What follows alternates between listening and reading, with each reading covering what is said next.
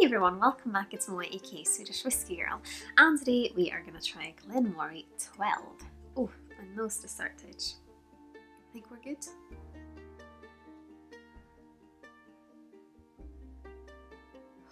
Okay, I think we're fine.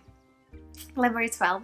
It sits at 4% ABV and has been matured in only American oak ex-bourbon casks.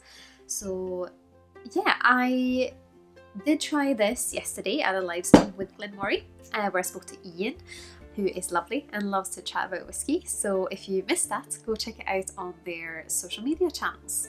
But yeah, we're gonna have a little closer look at it today. As you can see, I have my Sweden makeup on because I'm filming this before the game, Sweden-Ukraine in the Euros tonight. So when you're watching this, you know how it went. So I might potentially need some cheering up, or I'll be super happy. I'm actually going to Glasgow in just a few hours to go watch it in person, so I'm excited about that. But yes, now we're going to try some whiskey. I've been to Glen Moray Distillery. I've not done the tour, but visited and had some tastes at the little visitor centre. I have a friend who's from Elgin, and yeah, he kind of showed us around, so it was really lovely. But I would love to go back and especially do the warehouse tour and see the warehouses because they look amazing. It's yeah, they do some, like, they have their core range, but then they also do some really interesting things. I actually have this here as well that we tried yesterday, the Marsala cask. So if you want to see a review of that one, it's the private cask Marsala finish, then just let me know. But yeah, let's try this dram and we'll start by having a look on the nose. And before I forget, it retails around £35. So if you are looking for a whiskey that might be a little bit more affordable, that is quite smooth and fruity, then this may be a good one if you like it, or if you're looking for something for someone who might be looking to get into whiskey. It definitely has this ex-bourbon loveliness that I adore at the moment. It's quite fresh, a little bit golden, quite fruity, but it still has a bit of woodiness and a little bit of kind of a floral grain notes. But it doesn't overpower it, which I really like about this one. The fruitiness is kind of the first thing you're getting. I mean, I do like a little bit of fruitiness in whiskey. It's a bit like pears mixing with pineapples. Maybe a little bit of oranges, like orange blossom as well.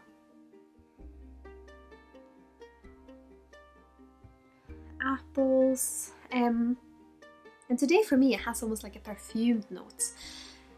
Some of the perfumes that are often made for younger women that are quite fruity and quite sweet, they have this kind of tone to them where you mix, like, it's primarily fruity aromas, but then you have a dash of floral, and that's what this reminds me of. It's almost like, I know this is going to be niche, but a Britney Spears perfume, if anyone's tried that. It used to be one of my favourites.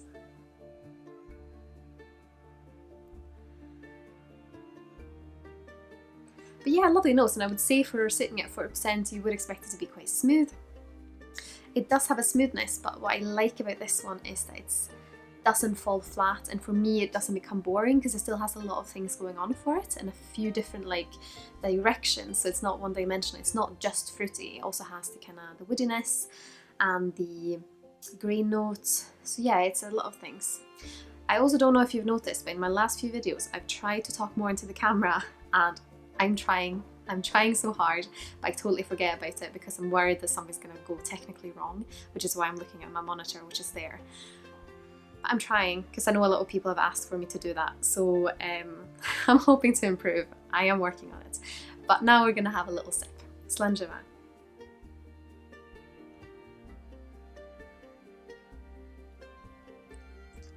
Skål. It's like a perfect whiskey for the mood I'm in today. I just want something smooth, something that is easy to sip, easy to approach.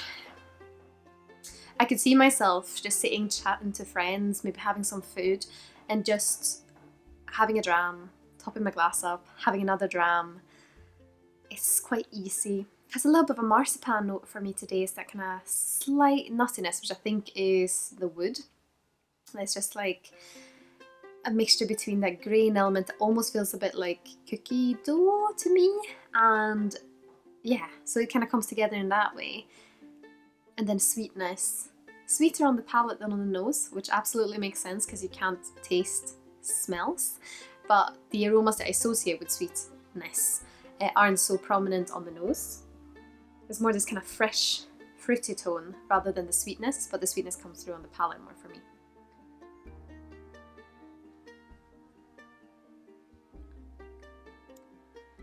Yeah, pears and apples, a little bit of pineapple, a little bit of stone fruit, a little bit of citrus, a little bit of a drying sensation from the wood and the grain notes, but you kind of need it, because if it wasn't there, I think this would be a little bit too one-dimensional, because of the fruitiness would be the only thing you're kind of getting.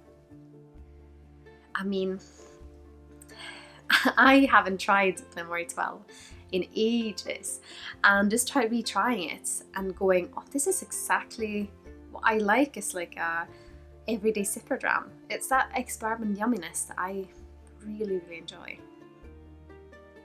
I can also recommend, if you ever come across an independently bottled Glen Moray, they are usually lovely. They do have this kind of fruity character a lot of the time, but independently bottled ones are usually around at cask strength, like from the Scotch Malt Whisky Society, for example. They just have something magical about them. And I know it's not there anymore, but at Ushkaby, one of the whiskey bars here in Edinburgh that I really like, they did their own bottling of a Glen Moray, and that was delicious. That was really, really nice. So yeah, have a look at that as well if you like this kind of fruity character.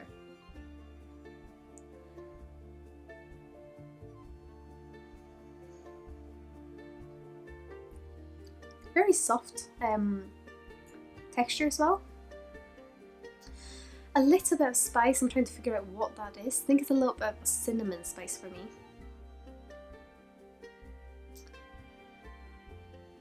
Yeah. Sometimes whiskey doesn't really have to be difficult, and that's what I like about Glen Moray. They tend to have affordable prices, tend to be one of those whiskies that don't try to be too much. When they do finishes, they do them for quite a long time often, and yeah, I just kind of like them. Especially if you like fruity whiskies, I think this is a good one. And I mean, I like whiskies that aren't gonna cause a lot of pain to my wallet, so definitely one for me. But I mean, I'd love to hear what your thoughts are on Glen Moray. Please let me know in the comments below. If you've liked the video, I would of course be thrilled if you would leave a little like and maybe subscribe if you haven't already, or if you would like to support us. I put all my affiliate links in the description here below to Master Malt, the Whisky Exchange and the Scotch Malt Whisky Society. And as usual, that's where you'll also find all the links to my other social channels if you are curious about those. But before we go today, I want to say a massive thank you to my wonderful supporters on Patreon. I'm so grateful to have you guys with me on my whiskey journey.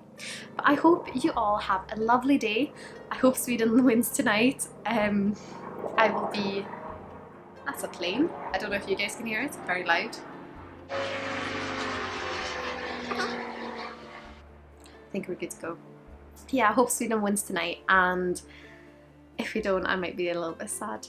But I mean, we've made it this far, so we're happy about that. But I hope you're all having a lovely day. I'll see you in the next video. Sláinte Skål!